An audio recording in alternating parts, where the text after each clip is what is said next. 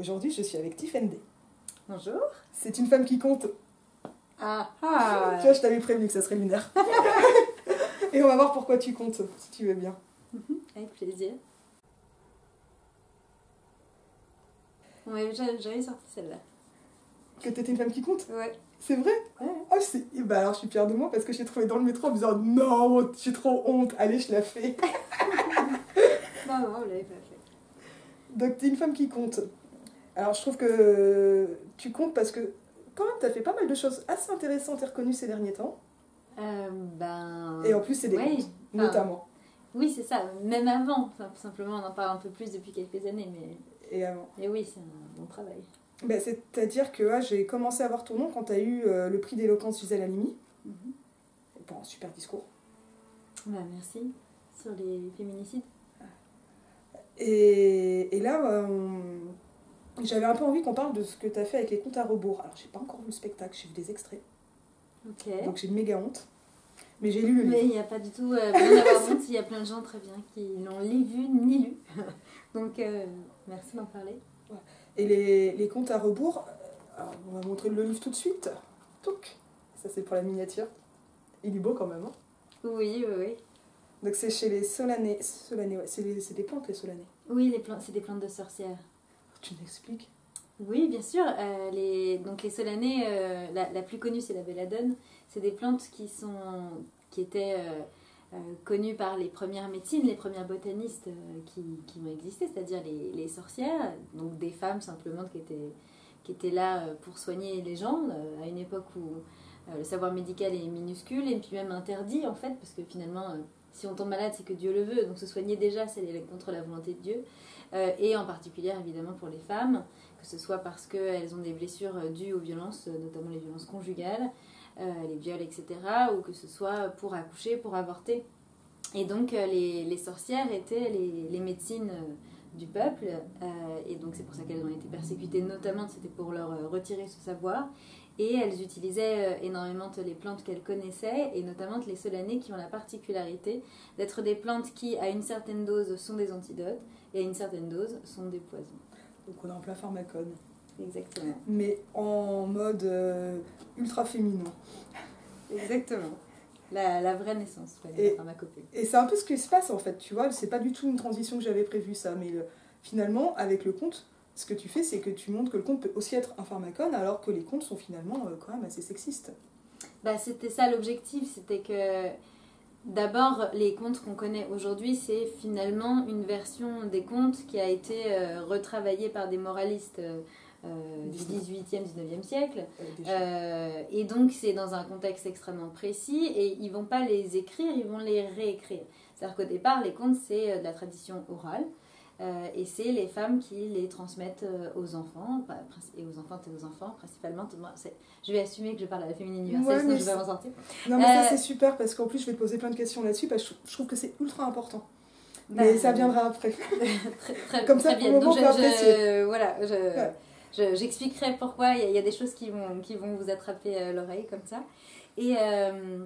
Et donc oui, il y a... Alors bien sûr, peut-être, ce serait pas très étonnante d'ailleurs que les premières versions des contes qui étaient multiples et qui étaient transmises de bouche de femme à oreille d'enfante, que ces contes-là même aient eu des composantes sexistes. Enfin, je veux dire, les contes sortent pas de nulle part, la société étant patriarcale, aucune raison que les histoires ne les soient pas. En revanche, je pense que c'était pas aussi sexiste. C'est-à-dire que au départ, par exemple, si on prend le conte du petit chaperon rouge, l'objectif premier de ce conte, c'est de protéger les enfantes et les enfants des pédocriminels, quand même. Ouais. C'est ça l'objectif. Et donc de dire que cet homme qui rôde, donc a fortiori aussi dans les maisons, puisque quand même il y a ce truc-là où à la fois donc le loup, on va l'appeler un loup, parce que dans les contes, quand il y a des méchants, systématiquement, soit c'est des femmes, donc là c'est vraiment des femmes, soit c'est des animaux, ou alors des créatures style ogre. C'est jamais un mec. C'est très très rare sur un mec. Les parents du petit poussé, mais il y a quand même la mère. Et mais justement, c'est compliqué. Les parents du petit poussé, ils sont en famille. Les parents du petit poussé, le pauvre papa, il veut pas les abandonner, les chouchouner. Mais non, c'est elle la méchante. Oui, il n'y a que Barbe Bleue en fait. Barbe Bleue, même Barbe Bleue, très vite on va le comparer. Oui, c'est vrai, mais très vite on va quand même le comparer à des tu me dis un truc, donc forcément j'ai envie de te trouver un contre-exemple parce que je suis un troll. Mais ça, non, mais mais c'est vrai que le bleu est le plus humain, mais finalement pas tout à fait. Déjà, il a cette barbe bleue qui est une couleur inhumaine. Et puis par ailleurs, très vite, on va le dépeindre sous les traits en fait empruntés à Henri VIII, c'est-à-dire immense, très très large. Donc Henri VIII, un roi d'Angleterre qui effectivement a eu 6 femmes et en a fait décapiter 2 tout de même. Donc voilà. Et après, on sait les femmes qu'on dit castratrices quand même. Oui, non mais c'est ça. Les hommes décapiteurs, on n'en parle jamais. Mais non, mais c'est-à-dire que Henri VIII, il est juste appelé Henri VIII. Voilà. Ouais. Sa fille, Marie Tudor, va être appelée Marie la Sanglante. Alors qu'au final, enfin je veux dire, pourquoi elle on l'appelle Marie la Sanglante? À ce moment-là, il faudrait appeler tous les rois de France, d'Angleterre et de Navarre machin le sanglant. Enfin je veux dire, en vrai, ça a tous été des immenses génocidaires de dingue qui ont tous commis des trucs innommables. Mais alors elle a eu le malheur de se protéger dans sa propre cour, alors que c'était la première femme reine d'Angleterre de plein exercice. Donc bien sûr qu'elle devait se défendre en permanence d'un milliard de complots. Et là par contre on va l'appeler Marie la Sanglante, donc c'est très drôle ce truc là.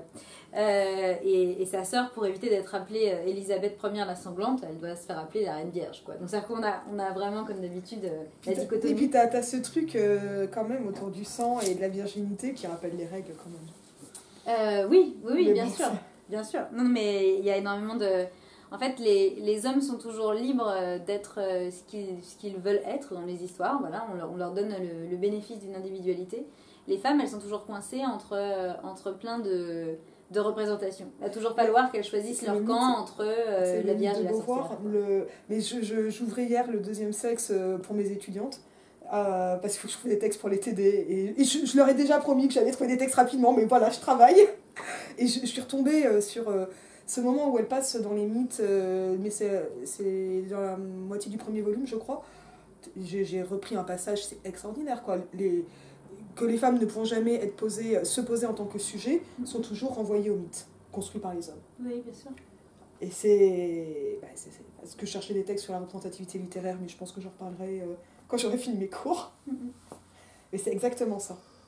C'est vraiment ça. Mais ça, c'est des choses parce que même dire Marie la Sanglante, c'est la transformer en mythe et la déshumaniser. Oui, tout à fait, alors que son histoire est particulièrement intéressante, mais alors que eux, au contraire, c'est-à-dire que même lorsqu'ils vont aller jusqu'à des choses innommables, à commettre des exactions atroces, eux, au contraire, on va toujours aller rechercher leur humanité.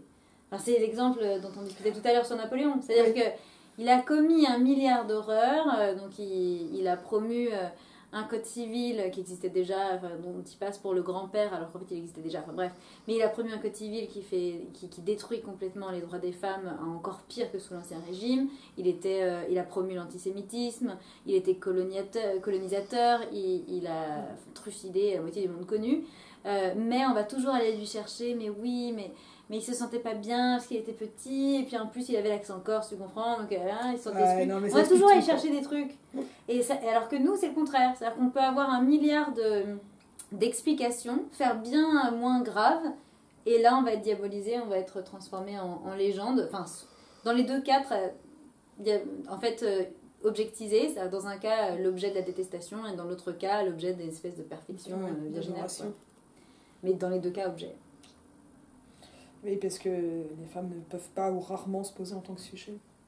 Mais pour le coup, là, on est parti à faire un cours d'histoire alors qu'on voulait parler des contes. Mais donc, ce que tu disais, c'est que tu as remarqué que les contes ont été racontés par des femmes, mais que finalement, ces voix de femmes se sont perdues. Est-ce que c'est que tu essaies de trouver une voix de femme, d'insuffler des voix de femmes dans les contes? Parce que en fait, tu les réécris, ces contes. Oui, c'est ça. En fait, moi, j'ai pas été... Souvent, on me demande est-ce que vous avez lu Bettelheim? Non, ma vie est trop courte. Mais en fait... Je t'enverrai une fiche. Non, mais en fait, mon objectif, de toute façon, c'était pas de faire quelque chose d'élitiste. Moi, ce que j'avais envie de faire, c'était de prendre cet imaginaire commun qu'on a, en particulier à cause de Disney, quand même, avec lequel j'ai grandi, et d'aller rechercher dans cet imaginaire commun comment nous réinsuffler de la dignité et comment créer de l'empathie pour nous. Et en fait, ça revenait à...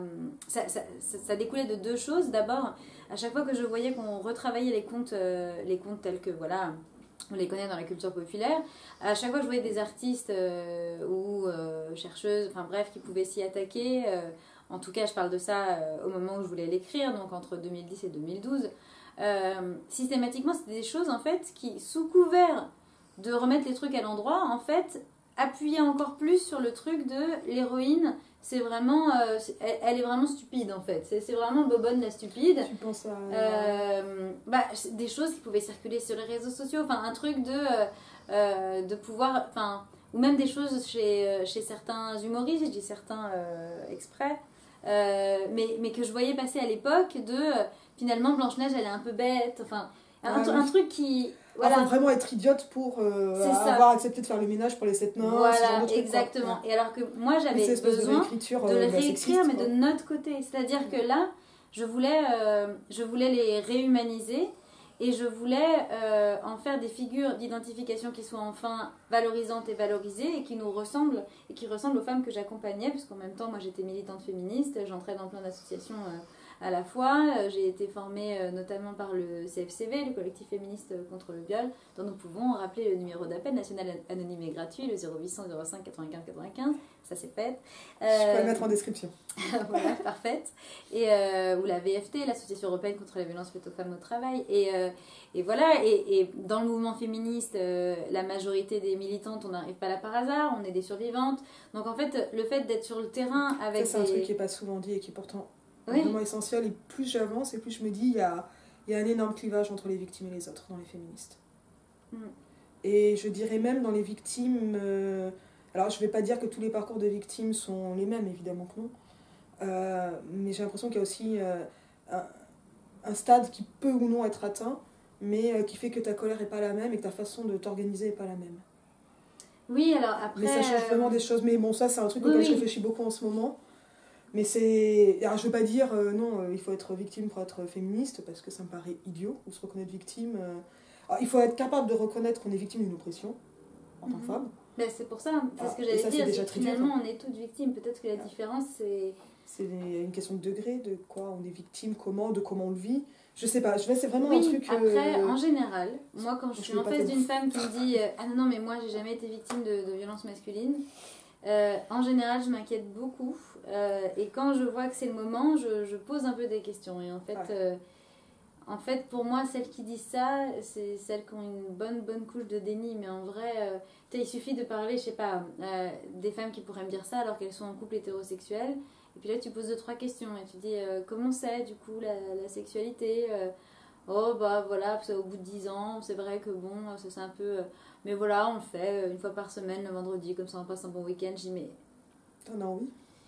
C'est ça, en fait, la vérité c'est que si tu sais d'avance qu'il va y avoir des représailles, que du coup il va te faire passer un mauvais week-end, et que toi tu me dis, je pense à ma liste de courses, enfin...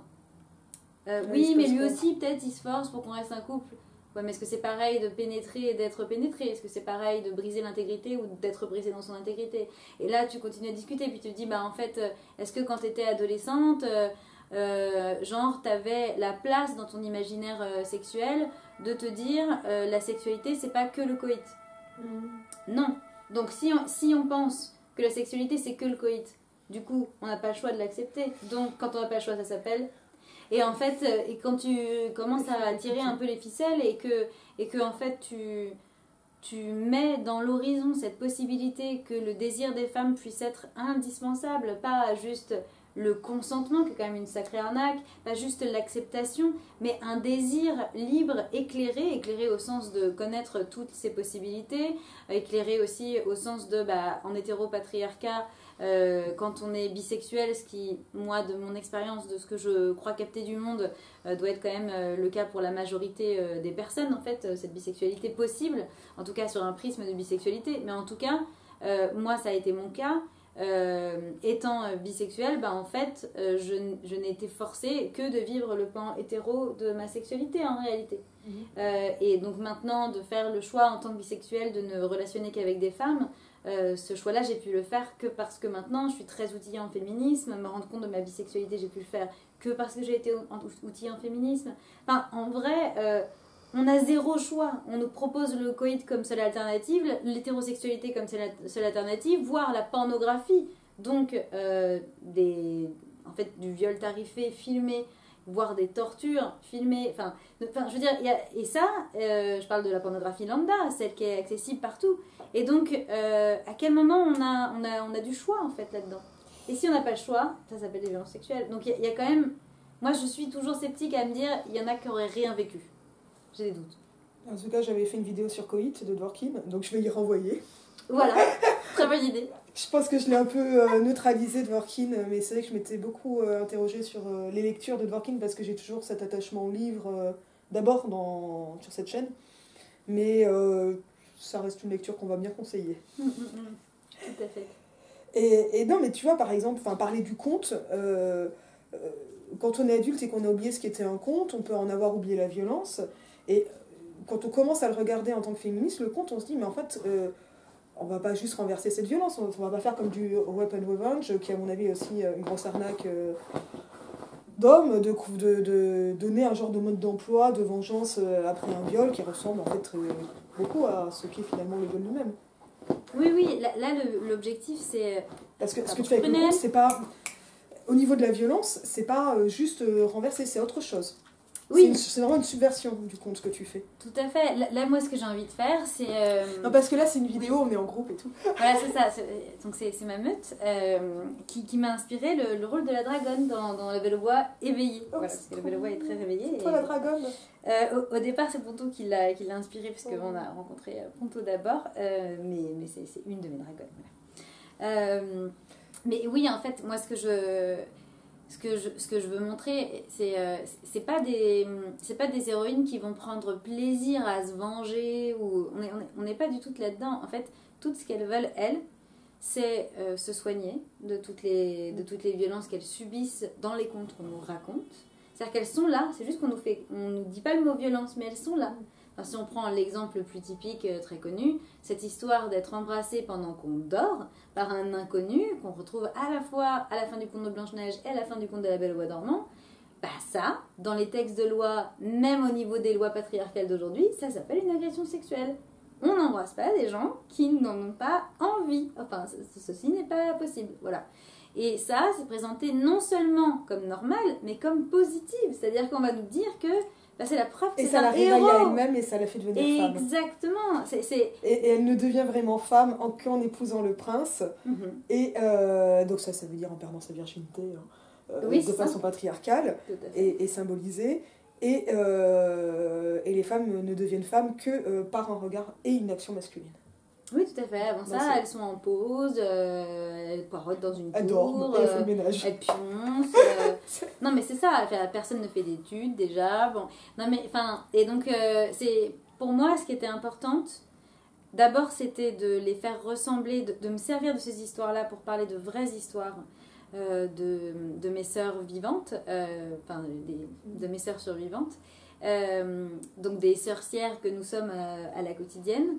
De montrer l'héroïsme, notre héroïsme réel en tant que femme. C'est-à-dire que l'héroïsme aujourd'hui, qu'est-ce que ça veut dire ? Quand on parle de héros, super-héros, on voit tout de suite Batman, ou tu vois, le gars qui est quand même la quintessence de ce qu'on combat en tant que féministe, c'est-à-dire un gros patriarche capitaliste, qui se promène en slip comme gros dégueulasse. Ah bah lui il est pas en slip pour le coup, c'est non ça c'est Superman.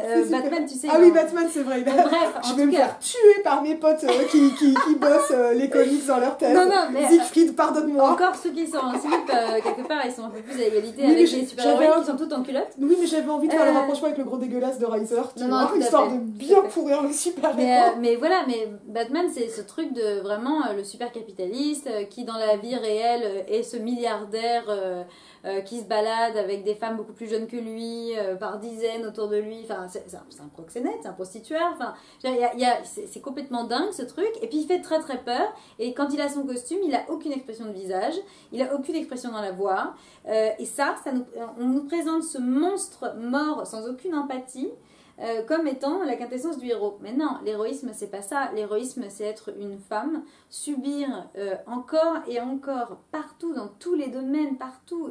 On n'a pas un endroit sur Terre, c'est aussi le texte de Dworkin, je veux une trêve de 24 heures durant laquelle elle n'y aura pas de viol. C'est ça, il n'y a pas un instant et un lieu sur Terre où réellement on est sûr d'être en sécurité par rapport aux violences sexuelles. C'est quand même extraordinaire, cette situation de guerre. j'en profite pour expliquer que le fameux not all men, yes all men ne veut pas dire non, on ne accuse pas nommément chaque monsieur de la vie, mais c'est pour parler de la peur qu'ont les femmes de tous les hommes.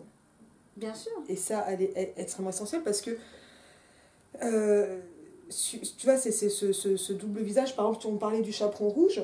Le chaperon rouge, il se déguise en la grand-mère.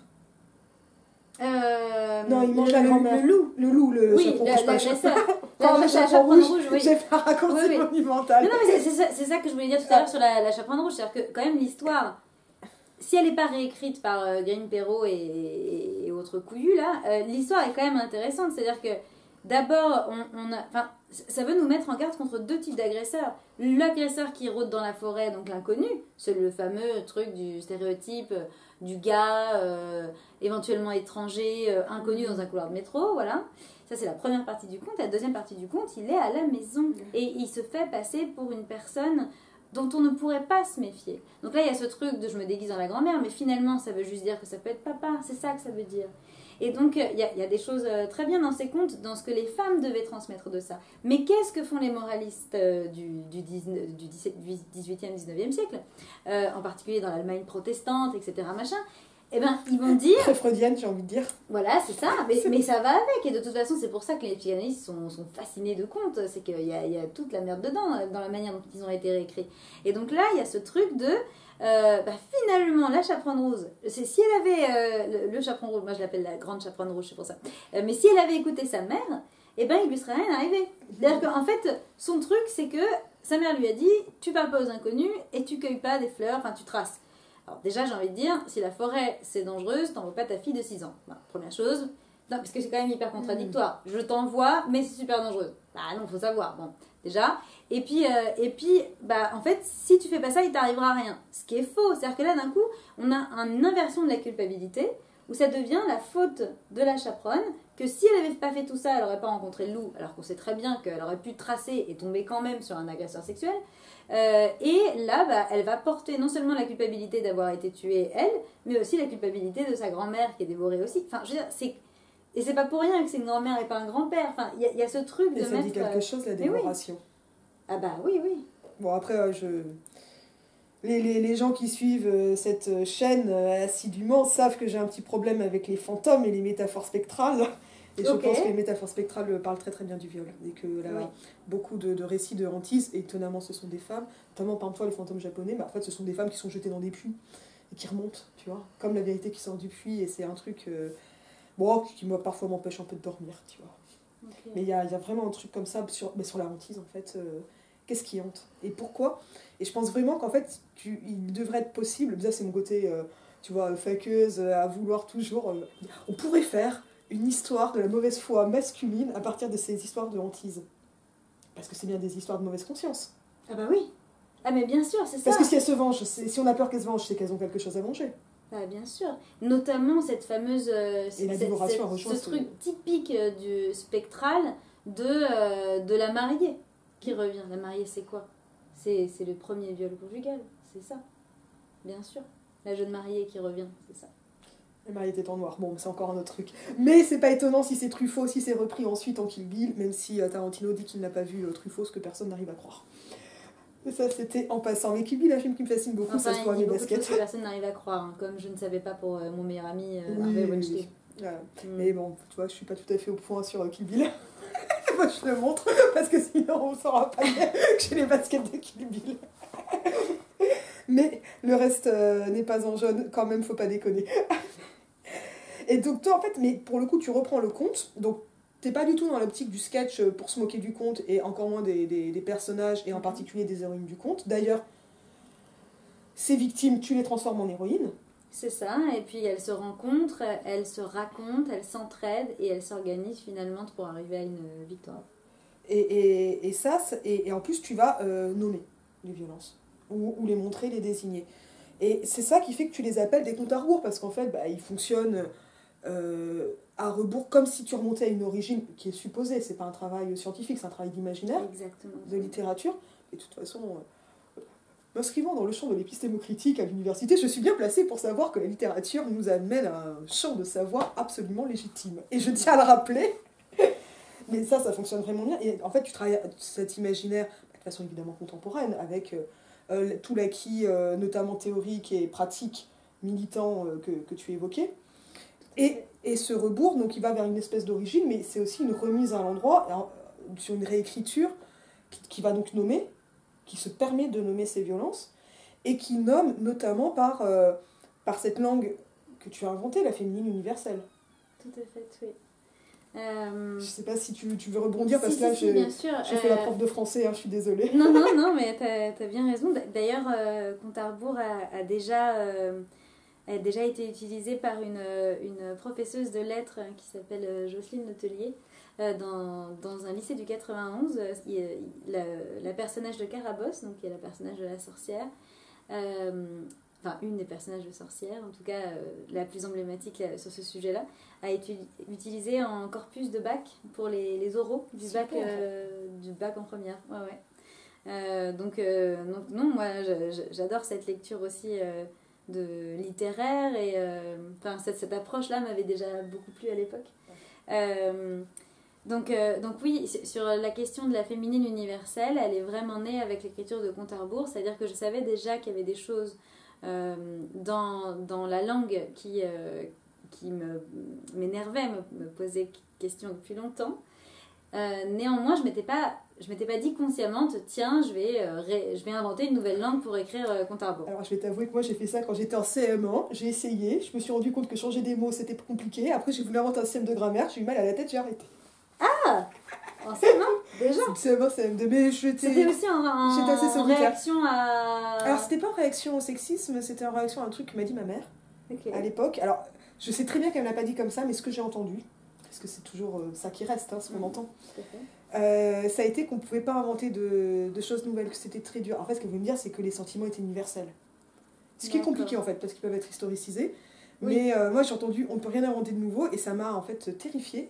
Et je me suis dit, mais si on veut inventer un truc nouveau, il faut inventer une langue. Pour pouvoir porter... Mais non, voilà. Et j'ai échoué. C'est ce que je me suis dit aussi. Il y a quelque chose de cet ordre-là, tu vois, sur ça. Est-ce que... mais il me semble qu'à la féminine universelle, elle part quand même du français standard. Oui. Oui, et ben moi, ce que je veux, c'est qu'elle puisse être très compréhensible pour les lectrices, pour les spectatrices... Je mets la féminine exprès d'abord parce que la majorité des personnes qui me lisent et qui me regardent sont des femmes, donc c'est la loi de la majorité, qui était en vigueur avant l'apparition, la création de l'Académie française sur Richelieu, avant la fameuse règle pourrie, là, le masculin l'emporte sur le féminin. On avait l'accord de majorité, de proximité... Et l'accord de choix aussi, quand on ne sait pas, quand on sait pas de qui on... Parce qu'en plus, j'ai signé le manifeste d'Eliane Guénaud, tu sais... des profs de français. Eliane Guénaud que j'adore et que je conseille à toutes de lire, bien entendu. J'ai déjà fait une vidéo sur son dernier livre d'histoire. Ah, génial! Sur l'âge d'or du patriarcat sur le 19e siècle. Ah, je vais me régaler. Je suis tellement en colère sur cette vidéo. Ah oui. Tu vas voir, ça fait partie des vidéos un peu dynamiques avec Backlash notamment. Backlash, je suis hyper en colère. Très bien. Moi, je me mets en colère toute seule devant ma caméra, c'est comme ça. Donc oui, en fait, au départ, comment c'est venu, c'est que je voulais réécrire des contes. Donc pour rendre hommage, maintenant je dis ça comme ça, mais justement, à l'époque je disais pas ça, aux héroïnes que nous étions, mes sœurs, moi, les survivantes qui nous accompagnaient dans nos combats, etc. Et donc je veux écrire la première phrase. Ce fameux... Il était une fois. Voilà. Et là j'ai un sacré problème de page blanche. Parce que je ne veux pas écrire « il » en premier mot. Non, mais qui était ce gars qui voulait parader en tête de mon livre féministe? Et là, je commence à me rendre compte que déjà, c'est pas logique. Une fois qu'elle était, donc ça, c'est la seconde ligne du livre. Et puis ensuite, je vois que c'est le même gars qui est un peu partout. Dans quelle heure est-il alors qu'on dit 1h. Dans il neige, il pleut, il mouille alors qu'on dit la neige, la pluie. Et la fête à la grenouille. Et voilà, la cyprine. Et donc, j'aime beaucoup dire le mot cyprine. Vous regarderez ce que c'est si vous ne savez pas. Et donc... Il y a un Y. Oui, c'est ça. C'est Y. Et donc, j'ai écrit « Elle était une fois » parce que c'était évidente. Et puis que je ne pouvais pas construire un livre féministe avec des outils, les mots, qui précisément détruisent toute possibilité de se penser, de penser ses propres intérêts, j'ai des poils de poignette partout, de pouvoir ne serait-ce que exister dans nos propres pensées à part entière. Et en fait, là, je me suis rendu compte que tout était au masculin. Que la moindre formulation, quand j'ai voulu faire mes notes de bas de page, j'ai commencé à écrire pour rendre à César ce qui est à... Et je me suis dit, qu'est-ce qu'il fout là, celui-là? J'allais t'en parler de et donc, évidemment, je me suis dit, mais non, pour rendre à Cléopâtre ce qui est à Cléopâtre, évidemment. Et puis après, j'ai écrit sur ma 4e de couverture, à un moment donné, j'ai écrit ça avant que ça se diffuse, mais je voudrais rendre hommage aux femmes. Et là, je vois ces 2 mots et je me dis, mais... Ah! Et donc, rendre hommage. Il est entre guillemets d'ailleurs, mais c'est pour te citer toi. Oui, c'est ça, c'est vraiment pour isoler. Cette expression de rendre hommage, eh bien, c'est une expression qui est très utilisée maintenant. Ouais. La plupart des gens d'ailleurs ne savent absolument pas que ça vient de moi, ce qui témoigne aussi tout de même d'un certain effacement de la matrimoine, même celle qui est en train de se faire, bien entendu. Mais j'ai déjà vu une femme politique qui l'utilisait dans un discours et qui me disait « Ah bah tiens, dans ton spectacle, ce serait super ton hommage. » Je dis « Oui, mais merci. » Justement, ça vient de là. Mais alors après, il paraît que dans les années 80, parce que du coup, il y a des femmes qui m'ont écrit ça, que ça avait été utilisé, mais justement, c'est-à-dire que comme mais ça... Toi, tu l'as inventé de ton côté sans le sachant, sûr. Parce que de toute façon, c'est toujours aussi choquant. Alors, j'ai pas encore eu le temps de le lire, il y a eu une histoire invraisemblable d'achat sur Rakuten il y a peu de temps de bouquin. Je voulais un livre sur sexisme et sciences humaines de Claire Michard et une autre autrice, et là, j'ai oublié le nom et j'ai honte. Mais Claire Michard a notamment beaucoup bossé sur ce faux masculin universel. Enfin, ce masculin universel. Et ça aussi, pareil, ça fait partie de ces féministes universitaires, souvent matérialistes, qui sont complètement oubliées, comme Colette Capitan, je pense que je fais une vidéo.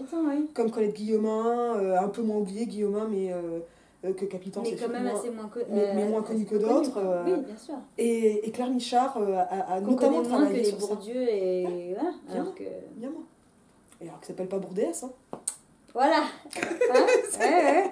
Il y a beaucoup comme ça qui ont Dieu dans leur nom et puis voilà, petite parenthèse. Mais oui, en effet. Et en fait, parce que j'ai même été attaquée par des personnes même qui peuvent se dire féministes, hein, et qui me disent 2 choses. D'abord, qu'on n'a pas le droit de revendiquer une invention en tant que féministe. Ah bon? Ouais, en fait, je devrais même pas signer le bouquin, figure-toi. Parce que Simone de Beauvoir... Eh ben, on a le droit quand on est déjà décédé. Mais, mais même elle, finalement, elle avait pas tant de droit que ça. C'est-à-dire que si t'es féministe... On peut juste te cracher à la gueule, mais tu peux pas signer. C'est-à-dire qu'en fait, t'as le droit de faire des inventions, mais elles doivent instantanément appartenir à toutes les femmes. Et donc, tu ne dois pas les citer. Mais ça, tu vois, j'ai ça, c'est quand même une belle arnaque. Qui bénéficie à qui, à votre avis? Qui c'est qu'on bénéficie de ça? Presque tout le monde. La mauvaise moitié. Je vais encore vexer des abonnés. Vous me connaissez, ça va. Ayez pour moi l'empathie que vous auriez pour un homme. Cette fameuse sympathie. J'expliquais ça à mon petit frère, il a très bien compris. Qu'en fait, on a beaucoup plus d'empathie pour les hommes que pour les femmes. Ah oui, bien sûr. Tout le temps. Mais, pour le coup, j'ai oublié ce que je voulais dire... Sur le fait d'être interdite de signer ses œuvres. J'ai l'impression qu'en fait on considère que les féministes sont des super femmes au service de toutes les femmes et en fait de tout le monde et que tout ce qui est de l'ordre de l'exploitation féminine est en fait démultiplié. Je m'étais vraiment fait cette réflexion là en lisant sur Twitter des oh là là mais les féministes font-elles fait. Alors c'est pour une cause qui est évidemment extrêmement juste, c'était pour les Ouïghours. Et c'était avant qu'on parle plus des Ouïghours, on n'en parle toujours pas assez. Tout à fait. Mais je me suis dit, mais pourquoi on parle des féministes? Et la demande était faite en même temps qu'on apprenait ce qui se passait et qui faisait que ce qui se passe au niveau des Ouïghours en Chine est vraiment un génocide abominable et que donc les femmes Ouïghours sont plus victimes que les hommes Ouïghours en tant que femmes. Mais et là je me suis dit, mais pourquoi les féministes, pourquoi pas les antiracistes en fait, se sont pas interpellés de cette façon-là? Et parce que nous, on est... Parce qu'on interpelle des femmes. Et bien sûr, parce que c'est cette question de... En tant que féministe, tu dois être encore plus femme dans cette mise au service. Alors le fait je sais que cette question de la signature a pu être très compliquée, notamment pour les premières féministes, Saint-Simonienne. Ouais. Et je te poserai d'autres questions en fait qui vont être un peu en rapport avec ça. Mais alors... Mais c'est par exemple des phénomènes qu'on retrouve... notre orgueil, notre propriété, notre propriété de nous-mêmes. C'est-à-dire que, en fait, dans un monde sans violence, sans discrimination, bien sûr que la question de la propriété est à questionner. Bien sûr qu'on pourrait réfléchir à comment est-ce qu'on signe les choses. Mais en fait, là, c'est complètement prématuré. Alors, déjà, même dans un monde parfait, je ne suis pas sûre qu'on n'aurait pas envie de dire ceci est ma participation à l'effort humain, ou même davantage qu'humain d'ailleurs. On a un peu envie du ouais, c'était cool quoi. Au moins t'as fait ta gratification symbolique. Mais non, mais et sur une gratification matérielle, elle fait du bien aussi quoi. En fait, typiquement si on prend l'exemple. Comment on met des spéculoos dans le café si on peut pas être gratifié matériellement, tu vois? On peut pas. Mais non, mais en plus, elle se trouve que c'est mon travail et que j'en vis en fait de mes spectacles, de mes écritures. Je pensais pas quand c'est ma survie qui est en jeu. Et alors, et en fait, le prétexte de ça aurait été qu'il y a déjà des femmes qui ont travaillé sur la langue à vente. Alors, première chose, je n'ai absolument pas été mise à la courante parce que précisément déjà à l'époque, il y a déjà dû y avoir des gens qui leur ont dit ne signe pas ta trouvaille, n'en parle pas trop, sois discrète. Et puis, du coup, on oublie. Enfin, on oublie, c'est mis en oubli, c'est effacé par l'histoire masculine. Et tous les 40 ans, on est obligé de réinventer la même sauce, de se sentir pionnière, illégitime. Il faut quand même comprendre que quand je commence à parler à la féminine universelle en 2012, je suis toute seule. C'est-à-dire qu'à l'époque, je n'ai pas encore entendu parler d'Aurore Evin, que je vais rencontrer quelques années après, et qui, elle, nous a rendu notamment les mots autrice et matrimoine, et qui donc, ce faisante, a commencé à ouvrir le champ mais ces noms de métiers et de hautes fonctions qui aujourd'hui n'existent qu'au masculin, en fait, existaient à la féminine sous l'Ancien Régime, et ça a été une réconciliation immense. Moi, quand j'ai vu le mot autrice la première fois, j'ai pleuré des bonnes larmes, c'est-à-dire que d'un coup, je me disais, mais évidemment. Et en fait, ça voulait dire que je pouvais exister en tant qu'autrice. C'était immense. Donc, merci Aurore Evin. C'était immense. Ensuite, quelques années après, j'ai lu les ouvrages de Liane Viennot. Pour amener ça. Comment ? Un joli prénom pour un tel éveil. Oui, non, mais tout à fait. Et je pense que d'ailleurs, ce serait super intéressant si vous pouvez la rencontrer, bien sûr.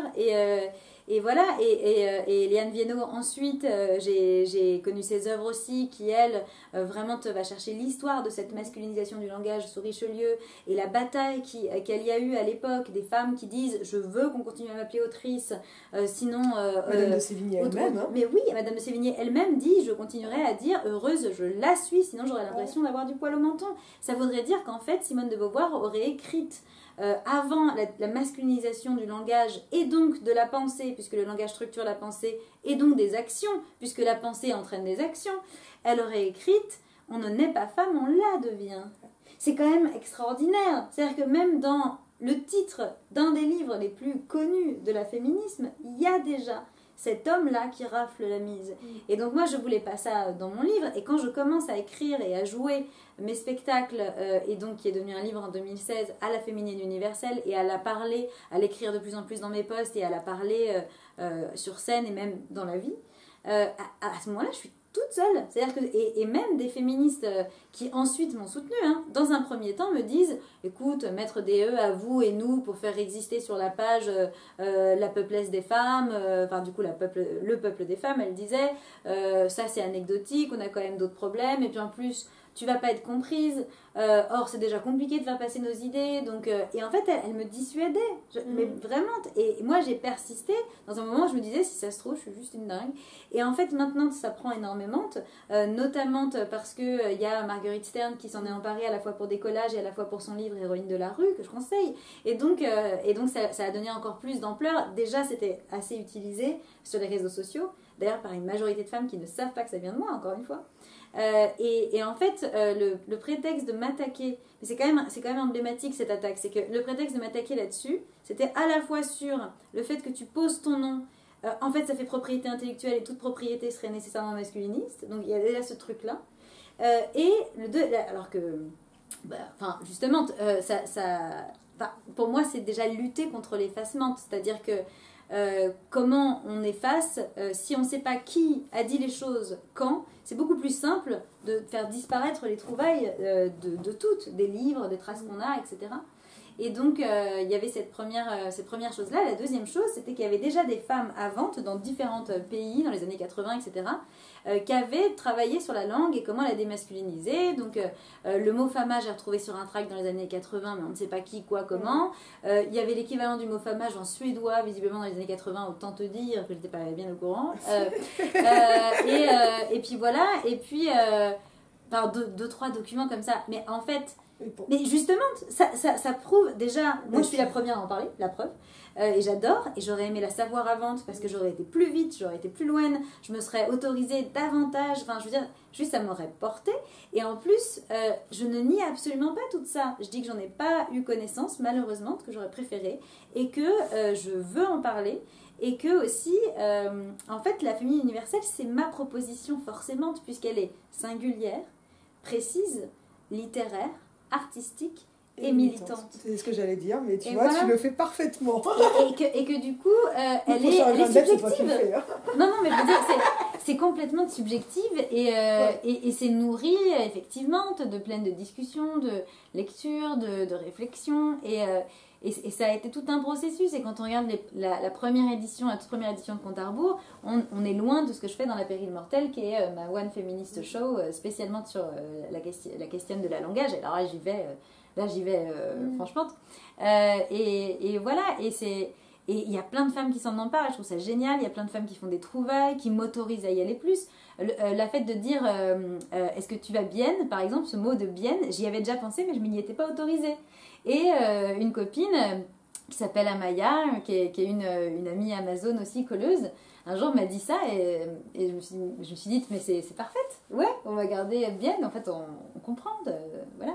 Et en fait, on n'est pas obligé de s'en emparer entièrement. On peut prendre ce qui parle et puis à un moment donné, parce qu'on a besoin d'une sonorité et ben on n'accorde pas l'adverbe, c'est pas grave. Enfin, je veux dire, moi je suis pas. Souvent, il y a des femmes qui m'écrivent en disant voilà, je voulais te remercier pour ce que tu fais, pardonne-moi, je maîtrise pas la famille universelle. Mais il n'y a pas besoin de se pardonner. Je veux dire, c'est pas un truc de puriste. Et d'ailleurs, c'est justement anti-puriste. Voilà. Mais oui. Parce que par exemple, là on l'entend bien, mais tu mets des E aux adverbes, ce qui, je le vois sur les réseaux sociaux, choque beaucoup. Non, mais parce que les adverbes sont les adverbes sont réputés invariables, à part tous. Bah après, il faut savoir que le ment, ça veut dire en fait à la manière de. Ouais. Donc en fait, au départ, c'est féminin. Au départ, c'est féminin. Et par ailleurs, lorsque on parlait pendant très longtemps, il n'y avait pas de lettres muettes. Donc en fait, on la faisait entendre. Donc en vrai, ouais, je parle plus comme Madame Sévigné. Mais je trouve assez incroyable de voir en fait, en t'écoutant, ça me rappelle un peu mes cours d'ancien français, alors donc avant Madame de Sévigné, mais oui. D'entendre les finales, parce que finalement, c'est finales qui ont disparu, si je puis dire. Mais c'est ça, c'est qu'on les entend plus, mais en réalité, elles étaient là parce qu'on les disait. Ouais. Bien sûr. C'est l'orthographe qui est conservatrice et pas la diction. Mm-hmm. Et donc, je trouve que ça colle en fait hyper bien avec le propos notamment du conte, oui. Qui est de reprendre ce matériau ancien avec des phénomènes anciens, donc là, sonores, mais en leur donnant un sens nouveau. Oui, non, mais tout à fait. Après, effectivement, l'histoire est plutôt de mon côté.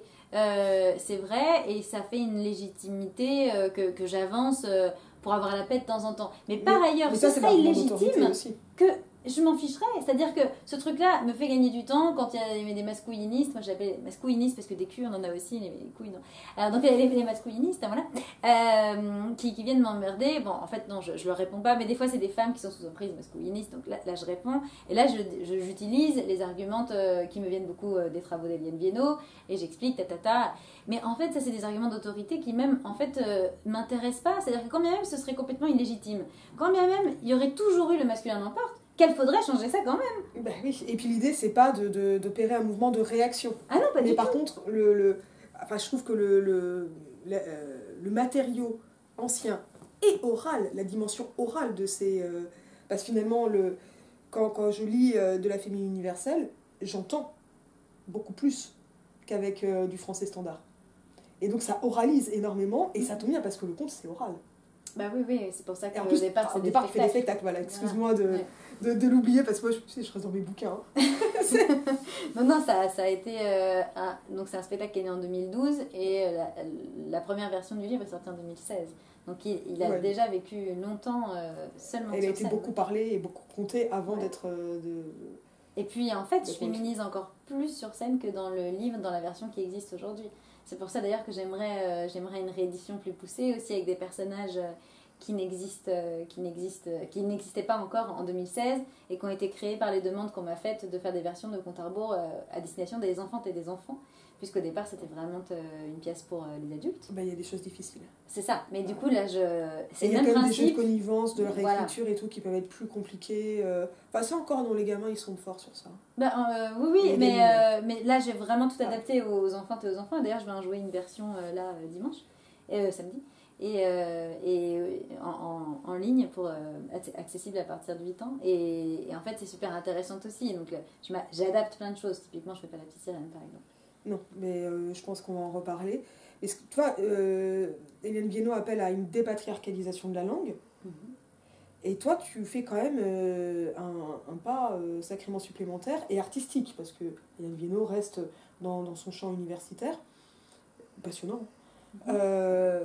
Et l'idée, j'ai vraiment l'impression, en tout cas quand je te parle, quand je te lis, moi qui ne pratique pas la féminine universelle, mais qui ai quand même l'habitude de la lire, moins de l'entendre quand même, je dois avouer,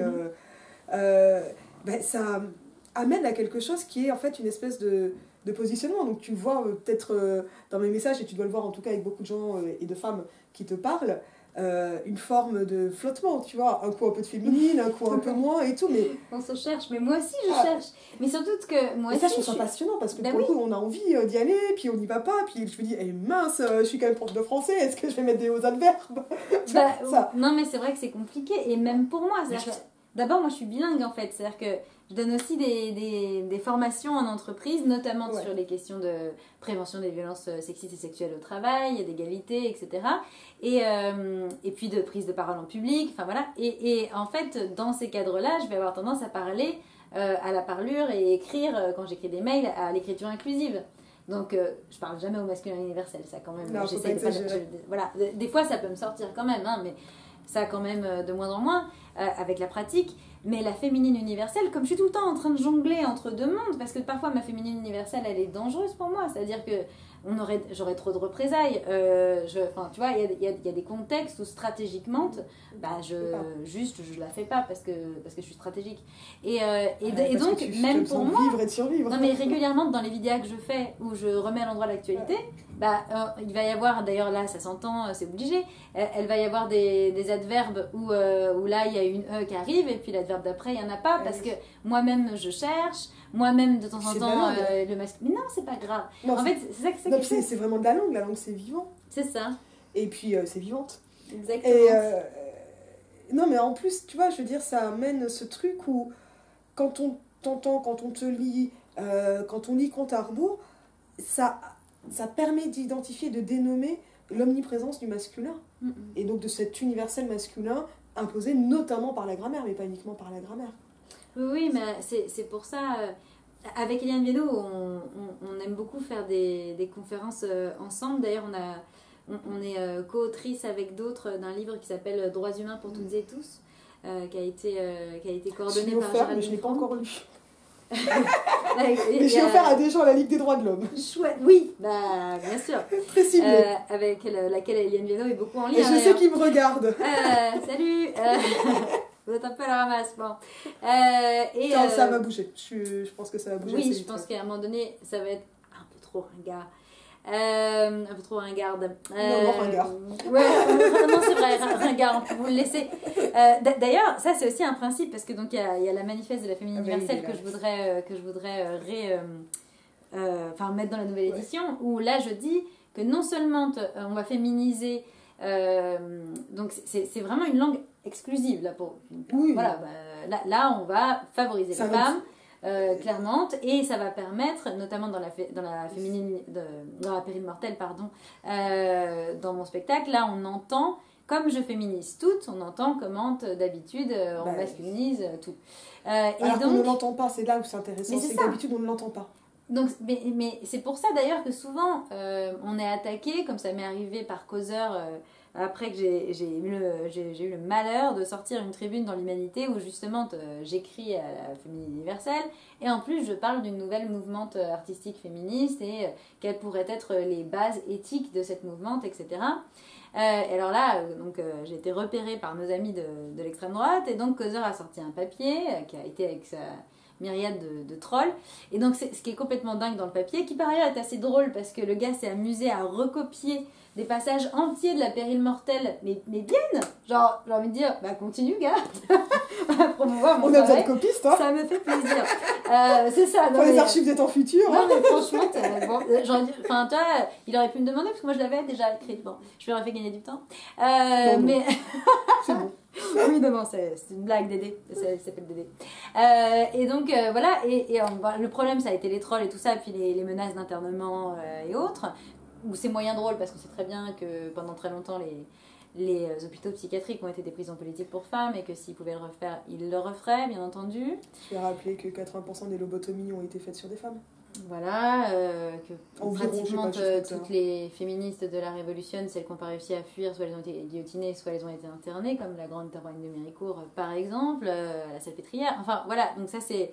Mais en tout cas, ce qui est drôle dans cet article, c'est qu'il passe tout son temps à dire ces féministes qui perdent du temps et qui, voilà, à parler de trucs, on s'en fout, ça sert à rien, et il perd une encre et des heures à recopier mon travail de manière obsessive sur un truc qui, soi-disant, n'a pas d'importance. Si ça n'avait pas d'importance, bah, il nous laisserait dire ce qu'on voudrait. C'est comme Mademoiselle en 2011. Hein. Oui, non mais bien sûr, la campagne qu'on avait faite avec Oser le féminisme, à l'époque j'étais dans l'assaut et donc on avait fait la campagne seulement, enfin on en retirait la Mademoiselle, là, qui veut dire quand même ma petite pucelle. Quand même. Donc ça veut dire que si on vous appelait les gars mon damoiseau, hein, mon petit puceau, voilà, demandez-vous ce que ça vous ferait. Mais des fois je le fais, hein, moi quand ça moi me... aussi. Je me souviens d'un type qui refusait de sortir de l'ascenseur parce qu'il voulait que je passe avant lui, tu vois, dans ma résidence, par galanterie. Et je me suis énervée, alors je l'ai suivi comme ça, tu vois, jusqu'à la porte, mon damoiseau, et j'ai tenu la porte. Bon, il a rigolé en étant gêné, quoi, puis je fais des grandes courbettes et tout, comme ça. Je dis, ouais, la galanterie, c'est important, mon damoiseau, attendez, vous n'allez pas la tenir, attendez. Voilà, et il est parti en disant... Ouais, puis pareil, il était pas à l'aise, hein. Il était pas à l'aise. Ah, non, mais, ouais. Puis bon, de toute façon, tu me dis ça, je crie plus fort.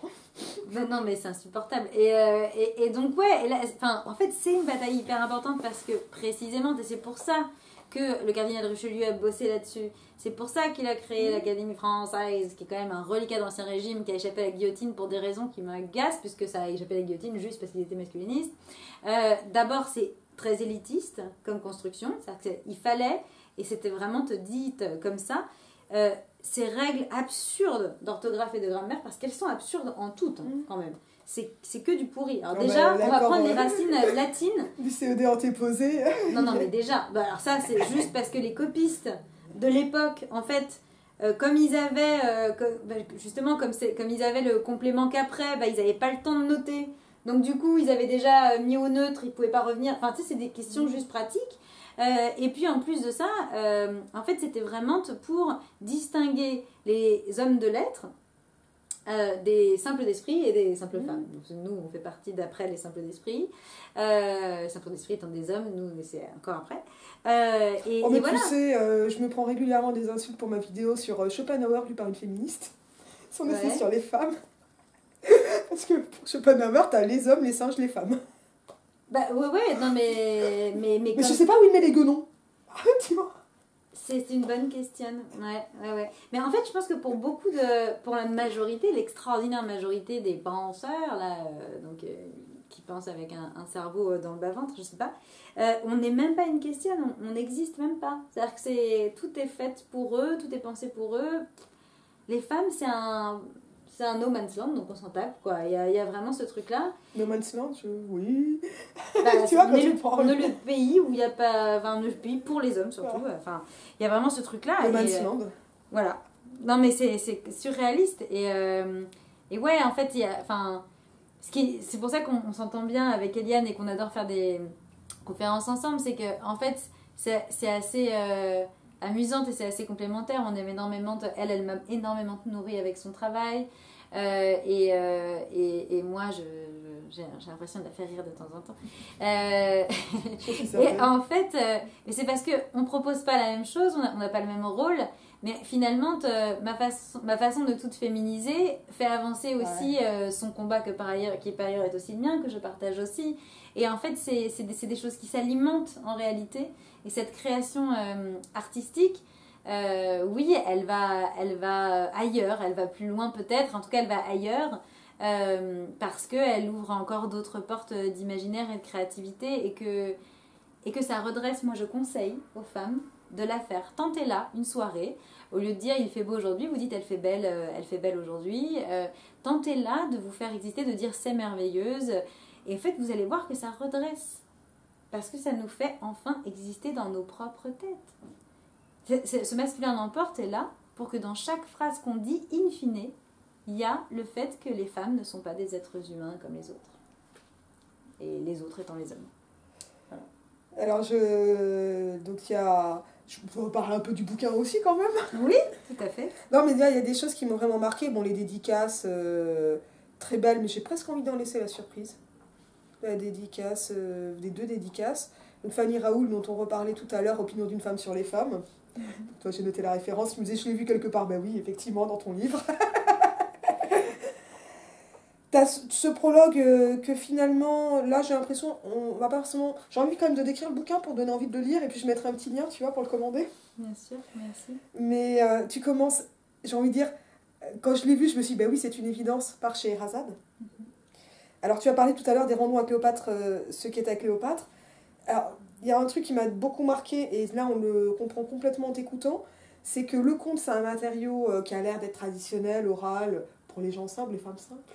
Les gens simples et les femmes simples, les enfantes, mais qui, en fait, bah, tu montres bien comment ton conte est nourri, et tu renvoies à énormément, à pas mal de théories. Enfin, je mets cette nuance parce qu'étant universitaire, j'ai l'habitude d'avoir beaucoup de notes de bas de page. Oui, non, là il n'y a pas 100 pages de biographie. Voilà.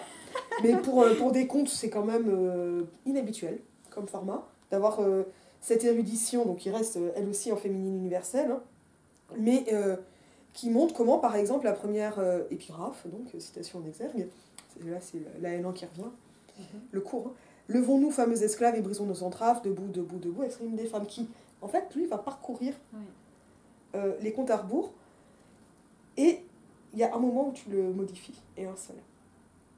Tu modifies l'orthographe, parce que tu l'écris en féminin universel, nous avec un E, comme la station de RER. Il y a une station de RER, et nous. C'est vrai, on en a déjà parlé, c'est vrai. Je t'en reparle tout à l'heure, en mode plus privé. Okay. Mais j'ai été confinée à la station des Nous. C'est une partie du confinement.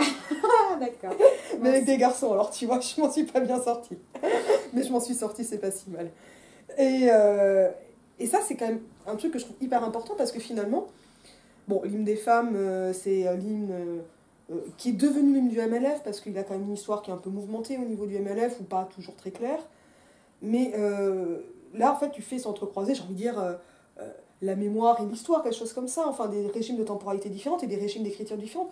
Et je trouve hyper intéressant que tu mettes de la chanson avec du conte. Donc aussi quelque chose, un format qui est lui aussi oral. Je sais pas si tu as envie de rebondir là-dessus, mais c'est un truc que j'ai trouvé hyper fort, en fait. C'est parce que c'est très présente sur scène aussi. C'est-à-dire que... Moi, j'avais envie... déjà, on me l'a beaucoup demandé, ce livre. C'est-à-dire que je jouais déjà depuis 3 ans et demi, quand je me suis lancée dans le projet de sortir un objet, le compte à rebours. Je vais remontrer. Zoom, il est tout prêt. Donc, voilà, que j'ai maquetté avec les moyens du bord. Enfin, ça a été une grosse entreprise. C'est une réussite. Merci. Parce qu'il y avait plein de questions de mise en page, de relecture, comment est-ce qu'on relit aussi, comment est-ce que on choisit à quel moment, enfin, et ça c'est en perpétuelle évolution. En plus, c'est pour ça que vraiment il faut pas vous embêter avec mince, mais je maîtrise pas comme elle la féminine. Enfin, moi-même j'ai pas fini d'y aller là, pas du tout, pas de la toute. Et donc ouais,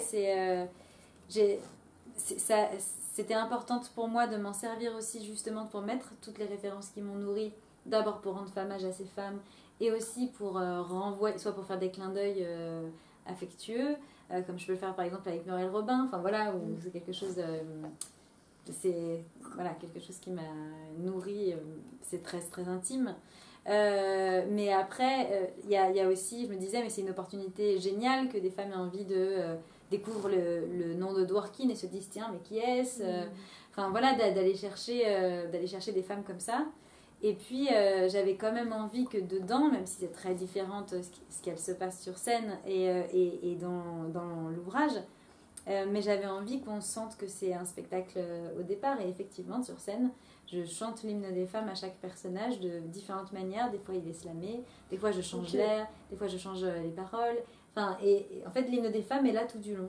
D'accord, mais ça fait que ça bâtit une trame, un fil, qui finalement donc fait jouer une triple temporalité. Oui. Le conte, le chant du MLF de la deuxième vague, c'est compliqué, mais on va dire de la deuxième vague pour faire courte, et aujourd'hui, qui en plus est d'autant plus présent que t'es sur scène, quoi. Mais oui, parce donc que pour moi, incarné, ça vient du fait que non, mais moi, j'aurais pas écrit tout ça sans mes grandes sœurs. C'est-à-dire que finalement, moi, c'est l'huile essentielle que je propose de tout ce qu'elles m'ont apporté, à la fois mes grandes sœurs du MLF, à la fois toutes les femmes, parce que finalement, les premières féministes, elles sont arrivées face à la première injustice patriarcale, évidemment. C'est pour ça qu'il n'y a pas 70 années zéro, bien entendu. Et donc, il y a cette chose-là, même si je comprends pourquoi on a dit ça, hein, mais il y a cette chose-là de vouloir rendre hommage à nos aînés de la matrimoine. Donc, ça fait partie de la féminine universelle. C'est-à-dire qu'on peut féminiser les mots qu'on aime, donc la féminisme, la matrimoine, et masculiniser ce qu'on n'aime pas, le Covid, le diarrhée. Juste pour emmerder les autres de l'Académie française. Mais le Covid, ça s'est fait tout seul. Hein. Non, mais c'est dingue. C'est essaie de féminiser après coup. Mais sauf que c'est passé. Genre, la dernière fois, j'écoutais France Inter, ils sont quand même. Et il y avait, je sais plus quel chroniqueur de la matinale qui dit le Covid, parce que il l'a entendu 70 milliards de fois comme nous au départ, et avant que les autres zozos se disent non, quand on est de l'élite. Et là, il se reprend et il répète 3 fois de manière hargneuse la Covid, la Covid. Et là, tu te dis, mais c'est bon, on a compris que tu es dans l'élite, que tu as entendu... Mais c'est encore une façon, en fait... Bon, déjà, c'est hyper masculiniste, mais c'est encore une façon d'élitiser le truc et de se dire, le peuple n'est pas fichu de faire les choses correctement. Nous, c'est le coronavirus, parce que c'est le virus, basta. Enfin, je veux dire, au secours, quoi. Et ouais. Mais ce que tu fais, c'est aussi néologiser, mais c'est pas néologiser parce que c'est transformer des mots qui existent en montrant que dans le radical, il reste de ce regard masculin, de cette langue masculine, donc le hommage-famage, et il y a d'autres exemples. Donc c'est pas seulement mettre des E à la fin des mots, quoi. C'est, j'ai envie de dire plus radical puisqu'il va à la racine. Tout à fait, c'est pour ça que ça m'a énormément peiné, que j'ai trouvé ça très très injuste, même si c'était à la marge, hein, c'est anecdotique, il n'y a que moi qui sais en fait, mais qu'il y a eu des attaques, notamment de femmes qui se disent féministes là-dessus, c'est que en fait, même s'il y a une femme, sans que je la sache malheureusement, qui a écrit Famage dans les années 80 en Suède, je veux dire, pour autant, moi je propose quelque chose qui est vraiment très large. D'abord, il y a le fait d'à nouveau respecter donc, les accords de proximité, donc le fait d'accorder avec le mot le plus proche de l'adjectif, donc de dire les hommes et les femmes sont belles, les femmes et les hommes sont beaux, enfin voilà. Bon, si ce n'est qu'on ne dit pas que les hommes sont beaux, déjà, mais en tout cas, je ne le dis pas. Hein. Voilà, et puis, donc, la fameuse règle de majorité, si on parle de Nadia, Myriam et Nicolas, on accorde à la féminine, logique. Enfin, ça, c'est typiquement des choses où quand je joue devant les enfants, ça va très vite, quoi. Je leur dis... Est-ce que dans une salle, si vous avez 1 milliard de femmes et un lampadaire, vous dites ils sont brillants ou elles sont brillantes, quoi. Enfin, je veux dire, est-ce qu'on peut cacher 1 milliard de femmes derrière un lampadaire? Bon. Et voilà, enfin, c'est quand même grossière comme truc. Donc voilà, j'accorde aussi donc, à la règle de choix, d'importance. L'importance, c'est quand on choisit un des mots les plus importants dans notre liste, pour le sens. Enfin, c'est des choses beaucoup plus instinctives finalement, et c'est comme ça que les personnes ont parlé pendant des siècles et des siècles. Donc ça, c'est la première chose. Ensuite, il y a les vous et nous qui se voient à l'écrite pour parler de la peuplesse des femmes, pour la faire exister. Il y a ces mots trouvailles de famage, de sorcière, ça c'est pareil, c'est utilisé... Donc là, tu crois qu'il y a un mot valise? Bah oui, c'est ça, mais typiquement, ça, quand je l'ai écrit, c'est pareil, ça m'est venu parce que j'ai écrit mes sœurs, les sorcières, mes sorcières, évidemment, et après ça va en sœurs vivantes, en joyeux anniversaire, enfin voilà, et après ça peut être comme masculinisme, d'autres façons, au contraire, de montrer... de montrer encore plus, de faire sentir l'arnaque encore plus en fait, de montrer la cruauté du masculinisme, enfin, et à quel point ça se base sur des trucs aussi triviaux que ça. Et donc... J'ai appris à mes étudiantes cette semaine que testicules et attestation et témoignage avaient la même étymologie. C'est vrai ? Une chose bien fragile, oui, c'est la testicule, le testicule, en fait, il faut être un homme pour pouvoir témoigner. Et ça témoigne en même temps de ta virilité. Témoignage testicule ? Ouais, testis, les petites têtes. Bah oui, mais d'ailleurs, on ne pouvait pas témoigner pendant super longtemps. Bah voilà. La parole de la couille. Extraordinaire. Les couilles parlantes. Ah, quelle horreur. Je vais voir l'image. C'est les grosses têtes, ça. Mais d'accord, c'est super intéressant. Merci. Elles ont à partir d'un texte de Derrida qui parle absolument pas de testicules, mais je l'avais rajouté. Ah ouais. Parce qu'il était là, attestation, témoignage, testimonie, testicule. Bah oui, non mais c'est dingue, ouais, j'y avais jamais pensé. Et puis par ailleurs, dans le manifeste, il faudrait que je le reposte. Dans le manifeste, il y a aussi l'idée que chacune s'en empare, est libre de faire ses trouvailles, est libre selon ses stratégies, selon le sens de s'en emparer comme elle veut, du moment où ça va dans l'intérêt des femmes, où ça ne sert que nous. Dans ce projet féministe radical d'abolition de l'ensemble des violences et des discriminations. Et voilà, et en fait, c'est forcément extrêmement singulière. Est-ce que tu veux lire des passages ? Oui, avec plaisir. Parce que, moi, alors je sais pas lesquels, sur le prologue, je trouve que finalement, on a dit plein de choses, tu vois, au départ, on se laisse emporter. Évidemment. Tu commences par Scheherazade, et ça me paraît ultra marquant. Oui, je peux même la faire sans la lire, parce que je la connais. Ah c'est le spectacle dans un fauteuil, le spectacle dans ton canapé. J'ai lu Scheherazade dans un canapé. Parce qu'en fait, tu vois, je te le disais tout à l'heure, je sais même pas quel texte choisir, tellement... j'aime vraiment beaucoup La Petite Sirène, mais super triste, quoi. Comme tu veux. Mais super beau. Scheherazade ? Scheherazade. Comme ça, on spoil pas, tu vois, c'est le début. Ok. Ça, c'est important. Levons-nous, femmes, esclaves, et brisons nos entraves. Debout, debout, debout. Je vais vous compter les 1001 nuits, traversées obligées, en terre ennemie. Je les ai comptées, les 1001 nuits, une à 1000, inespérés sursis. 1001 nuits m'ont vu passer comme une ombre ternie, mais jamais m'arrêter. Ne pas tourner la tête, ne pas lever les yeux, même lorsqu'ils m'arrêtent, me harcèlent à 8 à 2. Avancer vite, mais sans courir, ne jamais répondre, ne jamais sourire, même les jours de joie au cœur, car ici comme ailleurs, les 1001 nuits leur appartiennent, c'est toujours ici le temps de leur occupation sereine.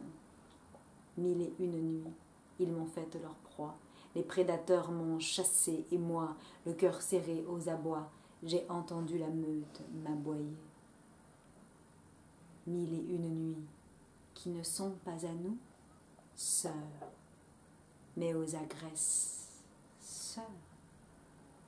1001 nuits, j'ai eu peur, 1001 nuits de terreur, 1001 nuits de risque de mort dehors, car 1001 nuits j'ai marché 1001 pas du métro à la porte de chez moi, les bras chargés d'achats, l'âme lourde de tracas, 1001 nuits je rentre du boulot, ils me connaissent, ils m'attendent, me suivent, m'insultent, me blessent, alors moi j'ai le ventre en nœud et le corps fatigué, car ces 1001 pas sont minés et ma seule présence est condamnée dans les rues. C'est la non-mixité. Être femme, c'est subir le risque d'une agression par ces groupes compacts d'hommes colons. 1000 hommes agressent quand une femme passe, et dans les airs plane la grande menace, la seule, la vraie, celle de la promesse de notre fin, ce crime qui ne menace que nous, qui pour eux ne sommes rien. Pour écarter leur regard poignard, j'ai tout essayé, même le désespoir. Mes cheveux une nuit ont pris les voiles, c'était pareil. Dans tous les cas, ils nous dévoilent. 1001 nuits sur un fil, entre l'enfer et l'enfer, demain 1002, je ne peux qu'espérer. J'espère. Une pour 1000 et 1000 pour une. Reprenons la nuit, chacune des 1001 nuits qui nous ont ravis. Mon nom signifie fille de la ville. 1001 nuits en 1001 exil. Scheherazade. Je suis soufflée. Je suis archi soufflée. Bah, j'ai pas tous mes... Voilà. Waouh, moi j'ai bien fait de pas le lire moi-même. C'est la conclusion. Non, mais non, ça aurait été très belle aussi. Justement, moi ça m'aurait beaucoup intéressé. Je peux en lire un autre si tu veux, mais... Oui, si tu veux. Bah, tu veux choisir? Parce que j'avais vraiment un truc sur Scheherazade, donc je suis... Je sais pas choisir. Ah ouais, non. Ça, je sais pas choisir. Carabosse? Ouais. C'est... Très bien. Alors, pour le coup, je vais pas oser... Ah bah si, en plus, c'est l'extrait remanié. Donc c'est quand même intéressant. Je peux expliquer pourquoi si tu veux. Je le lis et après tu l'expliques. Nous qui sommes sans passé, les femmes, nous qui n'avons pas d'histoire. Ah, depuis la nuit des temps, les femmes, pas d'histoire, c'est ce qu'on va voir. Parce que cette histoire elle a bien été retrouvée après, finalement, cette déclaration ou cette croyance d'un an zéro, enfin d'un an 1, au moment du MLF, tu veux dire? Oui, il y avait à la fois ça, effectivement, d'aller reprendre cette idée de féminisme année zéro. Enfin, finalement, si on les laissait faire, chaque année, ce serait le féminisme année zéro, voilà. Donc, l'effacement de tout ce qu'avaient pu faire les femmes en termes de féminisme, qu'elles aient le mot ou pas, genre Louise Michel, terminé. Florent Tristan, terminé. Martine Auclair, terminé. Enfin, c'est quand même hyper violente. Voilà. Et puis, il y a aussi cette histoire de nous sommes le continent noir. Alors, déjà, cette phrase, souvent, elle choque parce qu'on ne comprend pas exactement d'où ça vient et tout le monde pense à l'Afrique. Donc, il y a effectivement ce truc où l'Afrique serait la femme du monde. Enfin, et en termes de subir des violences extraordinaires, ça se tient. Et c'est par ailleurs une phrase en fait qui est tirée de la psychanalyse. Et donc, il y avait eu énormément de discussions. Freud a un livre qui parle d'Afrique, mais elle est transformée en métaphore déjà par Freud. C'est ça. Ouais. Mais sauf que justement, il y a un truc aussi colonial d'aller chercher ça. Déjà, c'est problématique. Et puis en plus, c'est né de tractations au sein du MLF de ok, on va vous donner ça du côté du continent noir, à condition que nous, on puisse dire d'autres choses matérialistes derrière. Donc moi, j'ai décidé de réécrire ça. C'est pas un petit plaisir, j'avoue. Parce qu'il y a plusieurs MLF. Voilà. Mais justement, c'est-à-dire que par ailleurs, ces questions-là, elles sont intéressantes. Enfin, moi, je trouve qu'on a beaucoup de choses à travailler sur les divisions qu'il y a eu et comment on peut accepter de bosser ensemble sur des choses qui nous rassemblent, même si on n'est pas d'accord sur d'autres choses. Et aujourd'hui, où les luttes dites féministes, puisque je pense que parmi ces luttes-là, il y en a qui sont anti-féministes, on peut faire attention, mais même parmi les luttes vraiment féministes, il y a des dissensions des fois qui sont en fait dues au fait que à nous-mêmes et aux autres femmes, on est encore en situation de demander trop, de demander une espèce de perfection. C'est ce que tu disais tout à l'heure, les féministes sont censées, oui c'est ça, être les sacrifiés des sacrifiés, les Antigones permanentes. Mais plus ça va, et plus je suis contente d'avoir un canapé et du chocolat chez moi, tu sais. Ah mais oui, non mais c'est ça. Parce que j'ai vraiment voulu être cette surfemme, en fait, que le féminisme, l'empowerment, bon, je vais le dire en mode développement perso, hein, mais tu vois, genre l'université, etc., Simone de Beauvoir, et puis, c'est bien quand ça s'arrête un peu, ça ne veut pas dire qu'on ne travaille pas, ça ne veut pas dire qu'on ne fait pas beaucoup d'efforts pour plein de choses, mais c'est bien en fait de pouvoir se reposer, de se laisser se reposer. Et cette douceur qu'on a envers soi, on peut l'avoir envers les autres. Et je pense que le MLF, bien sûr, elles n'étaient pas toutes d'accord entre les différentes parties du MLF, etc. Moi, je pense que justement, on peut apprendre de cette histoire-là et essayer de construire ensemble, même quand on n'est pas absolument d'accord sur tout. Ou alors même qu'on est d'accord sur toutes, théoriquement, mais qu'on ne s'aime pas, personnellement. Il y a aussi des inimitiés. Parce qu'il y a ça aussi. C'est que la sororité, c'est un idéal. Mais enfin, en fait, on va le dire franchement, dans les familles, on s'engueule, quoi. Donc, quand on parle de sororité, ça ne veut pas dire angélisme. Mais surtout que conflit n'est pas violence. Ouais. Et déjà, c'est-à-dire que les hommes ont rendu tout conflit violence, parce que quand on a un conflit avec un homme, il y a toutes les chances que ça tourne aux représailles et donc à la violence. Donc en fait, il faut qu'on réapprenne. Plane. Oui, c'est ça. C'est au moins quelque chose qu'on a en tête. Et donc, d'arriver entre nous à avoir des désaccords et là, à appliquer une sororité qui soit un concept politique. Ouais. Je vais le dire vraiment face caméra à mes amis hommes, parce que j'ai encore des amis hommes.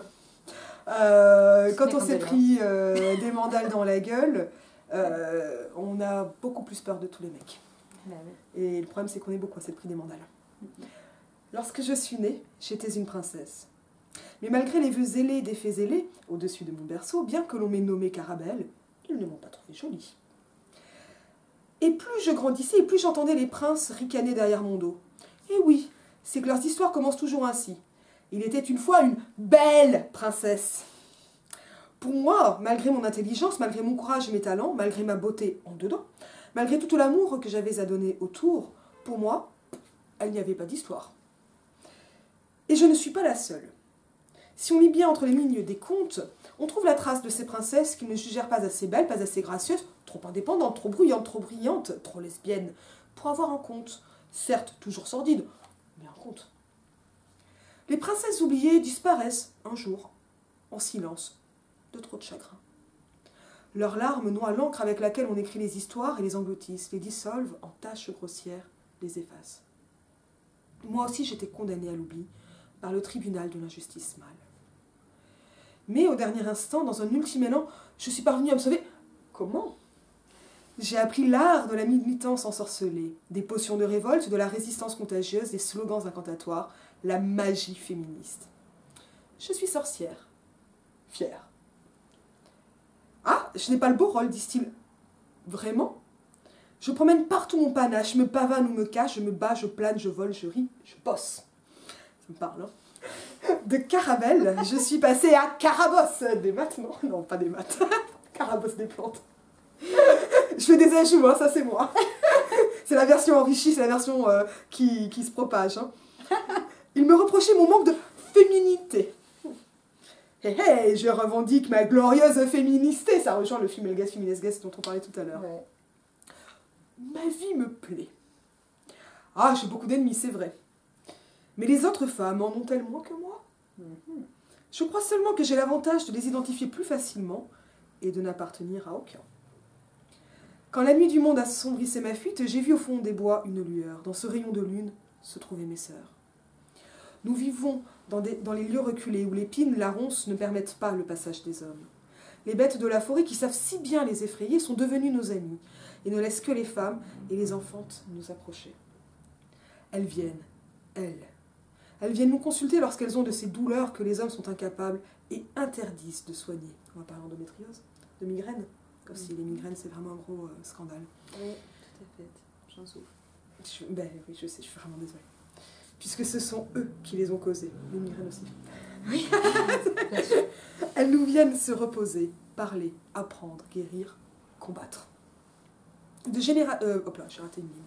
Bientôt, cette souricière de sorcière est devenue notre refuge. De génération en génération, nous y transmettons le savoir et l'héritage de nos aînés, filiation échappée des bûchers.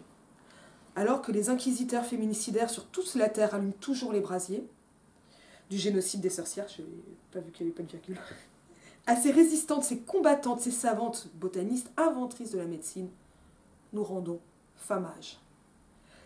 Les héroïnes survivantes dansent et chantent et célèbrent et se souviennent de nos héroïnes assassinées. Autour des monuments aux mortes érigés, la peuple des femmes, notre peuple, et maintenant tu dis la peuplesse. Oui, maintenant je dis la peuplesse. Et enfin rassemblés. Il faut que je... Nous sommes désormais les autrices, et il y a une note de bas de page érudite, de nos propres vies. Et, comme les bons contes font les bonnes amies, c'est mon histoire. En fait, il faut le dire de façon hystérique. Oui. C'est mon histoire. Notre histoire à toutes. Parce qu'il y a un Y pour rappeler, c'est le même jeu que Her Story. History, Her Story. Comme ça, je résume la note de bas de page. Nos contes de fées ministent notre matrimoine qu'on y écrit. Pas mal du tout. Félicitations. Plus prof que comédienne. Mais... Ah non. Mais moi j'adore parce que ça doit être étrange d'entendre son texte. Je n'entends que moi, bien sûr. Il y a déjà une comédienne qui s'appelle Clara Cantos que j'aime beaucoup, qu'il avait reprise en Savoie, qui avait reprise... En Savoie, la région ou avec Savoie? Non, en Savoie, la région, avec Savoie aussi. Et il y avait C'était Savoie dans Savoie. Un violoncelliste sur scène, et c'était complètement une autre... Elle lisait et elle jouait la lecture. C'était complètement différente, c'était déjà fascinante. Et oui, moi j'adore, et merci infiniment. Je me sens honorée que tu aies lu un de mes textes. C'est un plaisir et un honneur. Je les ai tous lus, mais pas tous à voix haute. Mais c'est évident que ce sont des textes qui viennent du spectacle et qui sont extrêmement... c'est très oral. Je n'ai pas envie de dire qu'ils sont oraux, là ça me fait mal. Mais l'oralité, elle s'entend, donc ces renversements, bon, juste quand on voit le titre La Belle aux bois éveillés, même si on va plus loin, on a compris quand même qu'il se passait autre chose, enfin, et je tiens quand même à dire, on a pas mal, enfin tu vois, j'ai évoqué les notes, enfin tous ces trucs d'érudition, pas université, mais enfin, qui viennent de ce bagage que je peux avoir, et qui est aussi parfois un boulet, mais c'est extrêmement accessible, t'as vraiment réussi ce pari-là, et là on l'a vraiment entendu dans ton jeu, et je pense aussi un peu dans ma lecture, mais c'est aussi extrêmement poétique avec ces jeux d'allitération, d'assonance, de paronomase, de jeux de mots, et c'est pas on n'est pas dans le sketch comique, il y a des moments drôles aussi. Oui, bien sûr, voilà. Oui. D'autant plus sur scène, parce que sur scène il y a la plus souvent, pas toujours, mais la plus souvent je fais une autre version de Blanche-Neige qui est vraiment très humoristique. Donc en fait c'est ça aussi que je voulais faire dans mon texte, à la fois de manière littéraire et à la fois de manière théâtrale, c'est que je voulais à la fois au niveau des émotions, à la fois au niveau des styles, arriver à toucher un maximum de personnes. Il y a des personnes qui vont être où c'est vraiment que la petite sirène qui va l'emporter, où elle est très poétique, très théâtrale, très écrite, très littéraire, et puis et métaphorique aussi, presque de la poésie, de la poésie en prose.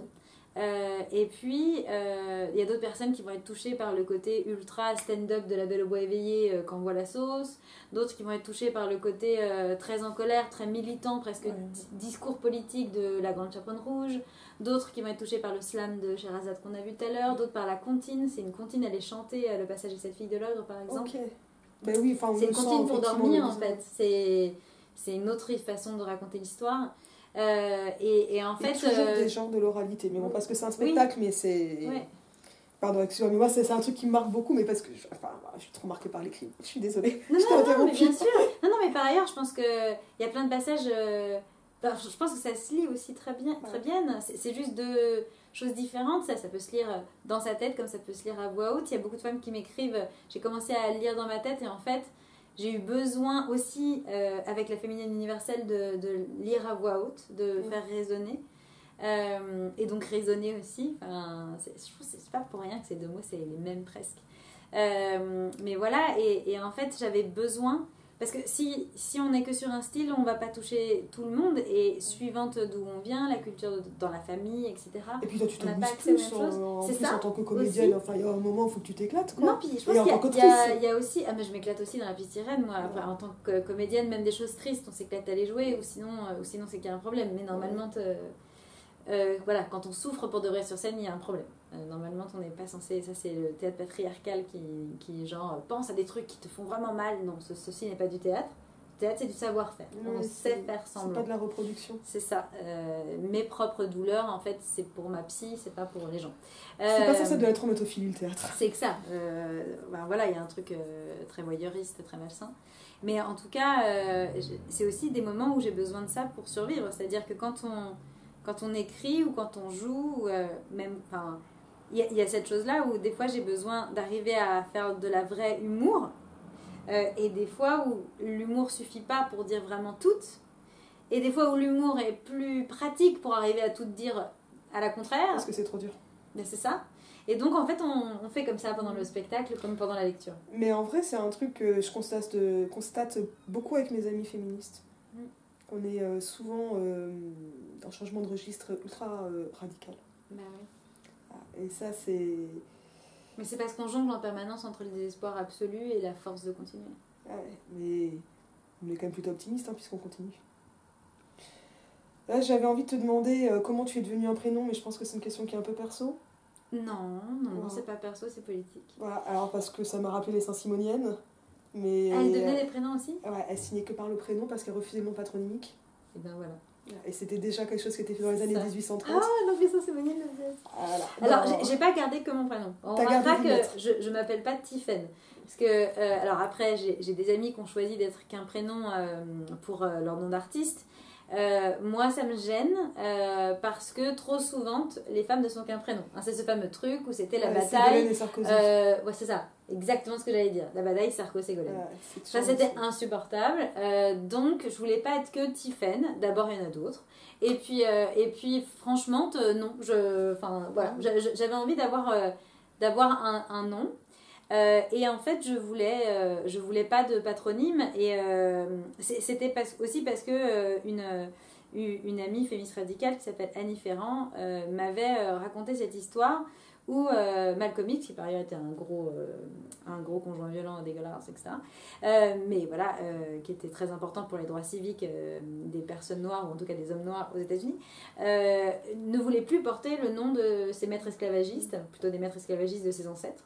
C'est ce qu'on comprend. Aussi l'esclavagisme qui a le refus du nom du mari et du père, et la référence à l'esclavage qu'a fait les Saint-Simoniennes ont choisi. Oui, mais parce que c'est très très lié. Mais déjà au 19e. Mais c'est une invention de femme. Non, je savais pas, tu vois. Et c'était pour préserver aussi une forme d'anonymat, une égalité entre ouvrières et bourgeoises qui les ont rejointes ensuite, etc. Mais c'était aussi pour l'esclavage. Parce on portait les esclaves, les personnes qui ont été en situation d'esclavage, pardon, se sont vus donner des noms qui étaient souvent les noms de leurs propriétaires. Exactement. Et donc, Malcolm X devait s'appeler, je sais plus, Johnson. Il avait un nom de propriétaire de ses ancêtres, esclavagistes. Je sais plus exactement. Oui, Little, oui. Parce que justement, c'était d'autant plus humiliant. Ouais, c'est ça. Ça se trouve, ça serait appelé Big ou je sais pas quoi. Il l'a regardé. Je ne sais pas. Là, tu es mauvaise langue. Tu n'en sais rien. Écoute, il était très méchant avec les femmes, donc il m'énerve. Mais même s'il a fait des choses importantes, voilà. Et donc, il est parti en Afrique pour chercher le nom de ses pères. Il ne s'agissait pas de chercher le nom de ses mères, faut pas exagérer. Et il n'a pas trouvé. Et donc, il est revenu. Et qu'est-ce qu'il a fait? Il a mis un gros X. Pour signifier, donc lui c'est pareil, il n'a pas voulu être qu'un prénom parce qu'il n'a pas voulu être infantilisé, etc. Donc un X comme je ne peux pas signer, comme refus du nom des oppresseurs. Et moi c'est pareil, sauf que moi je peux pas mettre un X. Parce que Tiffany le X, il a changé de... C'est ça. Tu vas tomber dans le porno direct. Même pour les hommes, Malcolm X, quand on dit Malcolm X, personne pense au porno. Les hommes pourraient encore s'appeler X. Moi, je peux pas. Parce que les hommes ont été jusqu'à saloper, jusqu'à pornifier les lettres de l'alphabet, s'il te plaît. Rien n'est plus à nous. Hein. Si moi, je veux dire que j'ai 2 chiennes et un chien, souvent, il y a des gens qui écarquillent les yeux. Oui, chienne, en fait, c'est juste le nom d'une femelle animale, comme cochonne, truie, etc. Et d'ailleurs, il y a un passage là-dessus, parce que je suis aussi antispéciste. Et donc c'est cette façon de nous voler des mots qui disent nos sœurs animales et de les pornifier, d'érotiser les violences contre elles, c'est vraiment insupportable. Et donc moi je pouvais pas m'appeler Tiffany X, bien entendu, encore plus en tant que comédienne, je te laisse imaginer. Donc je me suis dit je vais prendre D, et j'ai pensé à Dworkin et Delphi. Je me suis dit c'est très bien, ça me fait plaisir de pouvoir parler d'elle à chaque fois qu'on me demande pourquoi Delphine et Dworkin. Hop, et Delphine Seyrig, bon c'est son prénom mais c'est pas grave, ça me fait plaisir. D'ailleurs vidéos comme Manifesto, Delphine Seyrig, Roussopoulos, hop on regarde. Et donc il y a 2 vidéos sur le SCOM sur ma chaîne, et j'ai déjà fait un court-métrage avec Delphine Seyrig qui s'appelle Île aux femmes. Ok. J'ai pas encore tout regardé. Non. Je suis une fan débutante. Et personne ne le sait, mais j'écris un roman quand j'ai le temps, et un des personnages principaux s'appelle Madame D. C'est vrai? Pour Delphine Seyrig? Alors, c'est pas pour Delphine Seyrig, c'est pour d'autres raisons, mais c'est aussi pour ça. Ok. Voilà. Et il y a encore un autre... par contre, j'en rajoute encore. Génial. Je crois que vous l'avez ce pas que ce passage. Et donc c'est super bien. C'est super fun. Ça va partir quand? Il faudra que je l'écrive d'abord. C'est un projet qui a déjà 6 ans, je suis juste en train de le reprendre alors que j'ai du boulot par-dessus la tête. Sache qu'on a hâte. Comme ça, moi je suis encouragée, ça fait du bien. Oui, non, je suis très... quand on coupera, on en parle. Et je ne dirai rien, ça n'est pas la peine de me questionner. Et donc voilà, et j'ai voulu garder cette lettre-là, et parce que je refuse de porter le nom de mes oppresseurs, et moi je n'ai même pas en tant que femme un continent où aller chercher le nom de mes mères. Nos mères ont été dénommées, les hommes leur ont volé leur nom. Il y a des siècles et des siècles, en tout cas en France. C'est un peu différent en Islande par exemple, où le nom de famille c'est le nom de la mère avec fille ou garçon, enfin fille ou fils. Alors ça c'est pareil, hein, mot fille qui veut tout dire. Bon bref, mais en France, bah oui, puisque souvent on me dit, bah si, moi j'ai pris le nom de ma mère, oui c'est bien, mais c'était le nom de qui? Ah bah j'ai de la chance, c'était le nom de sa mère, super. Et on retombe toujours sur de la couille. Ah bah quand t'es en système patrilinéaire, tu t'en sors pas quoi. Exactement, et donc je ne voulais pas porter de patronyme, je ne porterai pas le nom de mes oppresseurs. Et en même temps ça a fait de ton choix un choix d'artiste quoi. Profondément artistique. Et j'avais un peu envie, mais finalement, je pense que je t'en ai posé déjà beaucoup, mais te demander, mais quelle question voudrais-tu que je te pose? Mais, c'est une bonne question, ça. Mais c'est un peu une astuce d'interview aussi, tu vois, donc je suis pas complètement fière. Ça. Ok. Mais en tout cas, ce que je sais très clairement, c'est que je conseille franchement de lire tes comptes à rebours, de voir tes spectacles en ligne pour le moment, si on n'est pas dans une école. Ou de les faire venir quand on est dans une école. Oui, parce que ça, c'est possible en ce moment. Bien sûr, ouais. En fait, depuis 2012, le spectacle a énormément tourné en France, en Belgique, au Québec. Moi, ça me fait pas peur. Je veux bien traverser la Méditerranée un jour, j'aimerais beaucoup. Enfin, les Alpes aussi, je sais pas pourquoi, il y a pas moyen de passer en Suisse. Donc s'il y a des copines suisses, coucou. Et voilà, et donc dans des contextes très différents, des fois c'est des associations de terrain qui m'appellent pour jouer devant des publics de survivantes qui sont accompagnés par ces assos. Des fois c'est la plus souvent c'est des collectivités territoriales, donc soit région, délégué départemental aux droits des femmes, préfecture ou ville. Donc ont à la fois des budgets sur la prévention et sur la culture, et quand on met tout ça ensemble, voilà. Ça permet. Bien sûr, parce que c'est vraiment conçu comme un outil de prévention, et d'ailleurs quelque part aussi la péril mortelle, même si c'est moins sur le sujet des violences, en fait c'est en filigrane, c'est là, puis c'est aussi une façon de remettre à l'endroit l'actualité, donc en fait on parle de plein de choses. Voilà, et puis surtout le spectacle, il y a une quinzaine de personnages, et si je mettais tout le monde sur scène, ça durait 3 heures. Donc je ne l'ai encore jamais fait. Tu peux le moduler. C'est ça, c'est qu'en fait c'est comme des pièces d'un puzzle, et je choisis selon le temps qu'on me demande, selon le public en face de moi. Donc évidemment si c'est des enfants de primaire, ça va pas être la même version que des collégiennes, des collégiens, des lycéennes, des lycéens, des universitaires ou des grands publics adultes. Des féministes radicales, bon là j'y vais voilà, des fois on me demande une version humour, des fois on me demande une version vraiment sur la question des violences, des fois c'est stéréotype. Des ateliers, oui, bien sûr, évidemment. Des fois on fait des ateliers en amont avec les équipes pédagogiques, en aval avec les élèves, enfin il y a plein de choses qui sont possibles, et donc je vais aussi dans les établissements scolaires qui souvent d'ailleurs demandent des subventions aux collectivités. Des fois c'est des festivals, des fois c'est des assos, enfin en fait il y a vraiment plein de différentes possibilités, et c'est comme ça que j'ai voulu construire le spectacle. C'est-à-dire que quand on a des grandes salles avec toutes, techniquement il y a toute la créa lumière, etc., mais j'ai aussi joué dans la rue, c'est tout terrain, parce que le mouvement féministe n'est pas richissime, je la sais.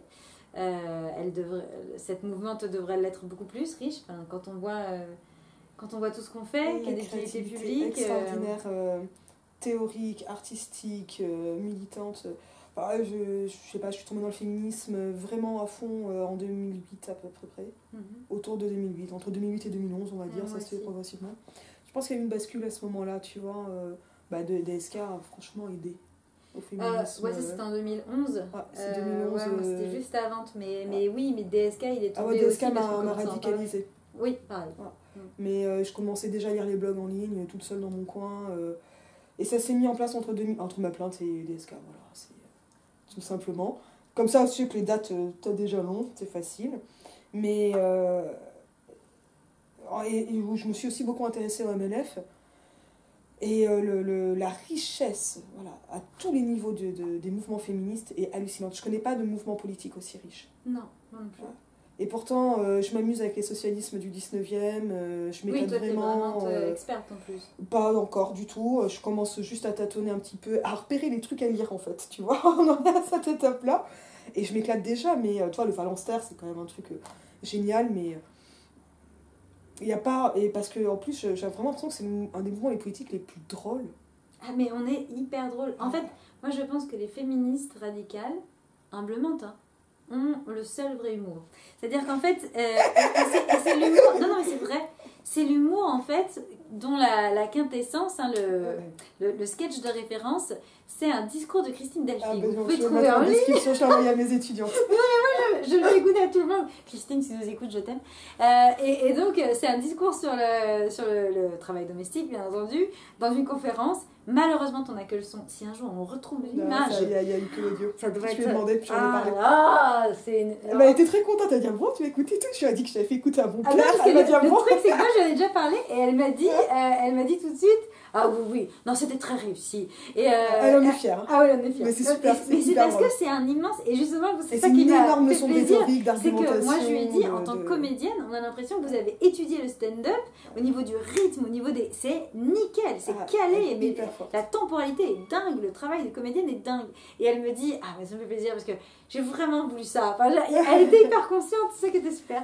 Et ouais, puis je trouve que même dans les remarques qu'elle fait à Maya Surdus, on sent les trucs qui se passaient. C'est savoureuse quand on connaît la mouvement. Et en fait, pourquoi je dis ça, c'est que il y a beaucoup d'humour, genre peut-on rire, machin, de tout. En fait, finalement, la question, toujours in fine, c'est est-ce qu'on peut encore tirer sur l'ambulance? Est-ce qu'on peut encore se foutre de la gueule des opprimés? Ceci n'est pas de l'humour, si tu ris d'eux, c'est pas rire avec. Et en fait, pour moi, le seul vrai humour, c'est celui qui se moque des oppresseurs sans pour autant diminuer la gravité de ce qu'ils font. Parce qu'il y a aussi une façon de rire des oppresseurs en disant, finalement, ouais, ils sont un peu bêtes. Voilà. Oh, dis donc, il a encore raté le trou, hein. Ouais, c'est ça. Horrible que t'as dans des American Pie, machin, etc. Mais voilà, et ça, c'est gravissime, parce que ça banalise encore, et ça fait comme si c'était pas bien grave, ils sont un peu benets, ils sont un peu badauds, ils se rendent pas compte, ils se rendent compte. Et donc, c'est ça, en fait, le truc, c'est d'arriver à se moquer. Parce que souvent, on dit, voilà, est-ce qu'on peut encore se moquer des opprimés? Mais qui se pose la question de à quel moment on se moque des oppresseurs? Parce que moi, je l'attends. Tu sais, il y a plein de blagues sur les personnes racisées, les personnes... Quand est subversif. Mais c'est ça. Mais ceci n'est pas de la subversion, ceci est aller dans le sens de la merde. Enfin, je veux dire, il suffit de se laisser porter et tu tombes dans la bouche d'égout. Le principe, c'est d'arriver enfin de se moquer de ce gros mal blanc multimillionnaire. Ça, c'est drôle. En fait, et tout ça en disant que sa cruauté n'a aucune borne, quoi, sans diminuer la gravité de ce qu'il fait. Et donc, précisément, je trouve que dans ce texte de Christine Delphi, on a la quintessence de ce que je recherche. Et c'est ce que j'essaye de faire, notamment avec La Pérille Mortelle, de vraiment te faire voir. Parce que dans La Pérille Mortelle, j'emmène tout le monde en matriarcat, dans une monde dirigée par les femmes depuis la nuit des temps, qui explique tout ça par des raisons naturelles, biologiques, et c'est là en plus que tu vois que ça marche beaucoup mieux comme mais justification. Alors ça, Solanas le fait aussi, hein. Oui. Elle a un passage partho-jeunesse, et tu l'as aussi dans Heurland. Oui, mais bien sûr. Dans Heurland, elles finissent par développer la partho-jeunesse. Mais ça, c'est un truc que je vais bosser. C'est au croisement de tout ce que j'étudie. Je vais bosser sur la partho-jeunesse théorique chez les féministes radicales, ça va être très fun. Non, mais ça, vous êtes le rêve de la partho-jeunesse, c'est extraordinaire. Et donc, oui, et en fait, je joue, notamment à la fin, c'est plusieurs personnages de gros, du coup, de gros masculinistes à la féminine, donc de grandes de grandes femelles blanches dominantes, enfin tout est inversé. Et donc, notamment, le personnage de Aline Finkielkraut, mais toute ressemblance, pouf pouf, est fortuite, tout ça, et en fait qui va justifier la féminisation, donc tout à l'envers, de la langue, sous Richelieu à soi, qui était une cardinale, et donc elle explique, et elle utilise tous les arguments des masculinistes à l'envers. Donc par exemple, elle ne veut pas dire écrivain parce qu'on entend vin, voilà. C'est vilain. Voilà, alors que écrivaine, elle n'entend pas veine. Voilà, ce truc typique. C'était Bec BD, je crois. C'était pas Bec BD, c'était Éric Orsena. C'est Orsena? Ouais. Mais je pense qu'ils sont plusieurs à avoir fait la même crotte. Mais son Bec BD, la vanité. Voilà. Attention, diffamation. Pareil, c'est un autre gars qui s'appelle Bec BD. Moi j'ai rien dit, hein. J'ai juste dit deux choses et j'ai fait un air. Voilà, on n'a rien dit. Parce que c'est quand même devenu leur spécialité, la diffamation. Mais donc, et en fait, je les incarne pour. Et donc on arrive à se moquer d'eux, mais quand même on voit la gravité de ce qui se passe. Et je pense que c'est la seule façon de rire en se libérant, quoi, en fait. Et là, on rit ensemble. Et effectivement, on rit d'eux, mais on rit de l'oppresseur, on rit du criminel. Et ça, c'est quand même la moindre des choses. Et comme ça, l'empereur est nu. J'espère que ça vous aura intéressé. Je vous dis à bientôt. À bientôt, et puis je vais vous mettre le lien pour s'il y en a qui veulent des informations sur les différents réseaux sociaux, ma chaîne YouTube. C'est évident que je mets tout ça. Okay. C'est une évidence.